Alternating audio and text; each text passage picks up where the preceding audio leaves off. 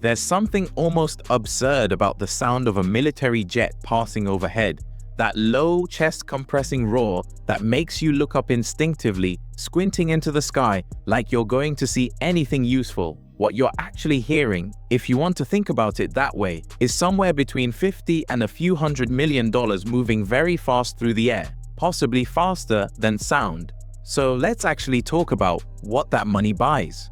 The Boeing F/A-18E/F Super Hornet, $90.8 million. $90 million is a number that stops making sense if you stare at it too long. For a single Super Hornet, you could hand every person in San Francisco $90 and still have a few million sitting around doing nothing, which is a fun way to think about it, though I'm not sure it makes the price tag feel better or worse.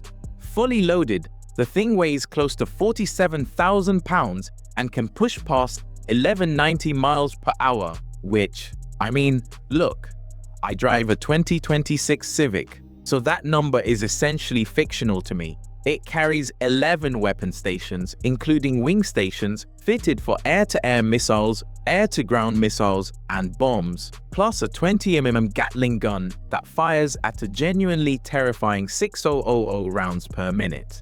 The Super Hornet has never been shot down by an enemy aircraft, which is either a testament to the jet or to the $82 million infrared tracking contract Boeing scored to keep it that way. Probably both.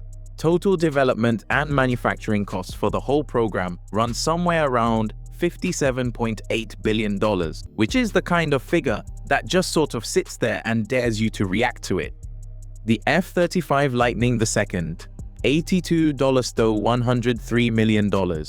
Here's the thing about the F-35 that nobody really wants to admit out loud.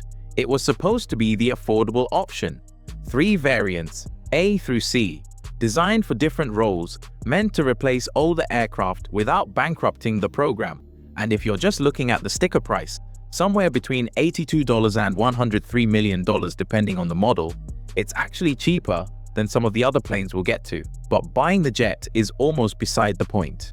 Flying one costs roughly $45,000 per hour over its operational lifetime. Per hour, each plane is expected to rack up something like $350 million in maintenance costs, and for the full fleet, you're looking at $1 trillion in upkeep, give or take, because at that scale, the numbers sort of blur together into meaninglessness. Notable for being cheap to buy, expensive to fly, is a phrase that genuinely appears in reporting on this aircraft, which might be the most politely devastating thing ever written about a weapons system. The sensors and radar are genuinely remarkable. The stealth capability is real, and there's a flexible weapons configuration that can be adjusted for different mission types. But the economics of it have been a slow-motion argument for decades now. The F-22 Raptor, $200 million per plane. The F-22 Raptor looks like something that fell through a wormhole from a more advanced civilization. All sharp angles and flat surfaces, and a silhouette that reads as science fiction even sitting still on a tarmac. It can hit Mach 2, which is twice the speed of sound, and it produces more engine thrust than any other fighter in the world. But the part that makes it genuinely unsettling is the stealth. Every stealth aircraft uses radar-absorbent materials and carefully shaped airframes to reduce its radar signature. The F-22 just does all of that. Better. A lot better. One pilot, speaking perhaps more freely than he should have, mentioned observing targets beyond 320 miles away, though the jet's actual radar range is classified, and I have absolutely no way to verify that. It carries a 20mm cannon with 480 rounds, heat-seeking missiles, JDAM bombs, and radar-guided air-to-air missiles in various combinations depending on the mission. It's not a subtle aircraft in terms of what it's designed to do. The DDG-51 Arleigh Burke destroyer, $1.84 billion.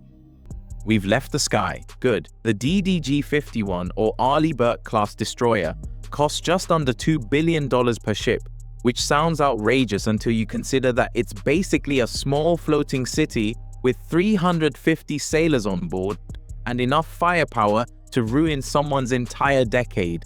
The ship runs close to the length of 2 football fields and carries over 900 missiles, including Tomahawk missiles deployed through 2 vertical launching systems, plus advanced radar, navigation systems, and mine detection capability that I find oddly fascinating as a concept. The mine detection thing. Ships hunting invisible things in the dark. The class has been in production since 1991 and is still being built today. In 2018 alone, the Navy handed out a $4.8 billion contract for additional ships. The Virginia-class submarine, $2.8 billion each. The Virginia-class submarine is a nuclear-powered attack submarine, which is a sentence that sounds like it was designed specifically to be read in a movie trailer voice. It carries around 40 weapons at a time, Tomahawk missiles again, through 2 vertical launching systems, and moves between 25 and 35 knots. And because it's nuclear-powered, it can essentially keep doing that indefinitely. The only thing that limits its operational range is how much food it can store for the crew and the occasional maintenance requirement. Not fuel, not range, food.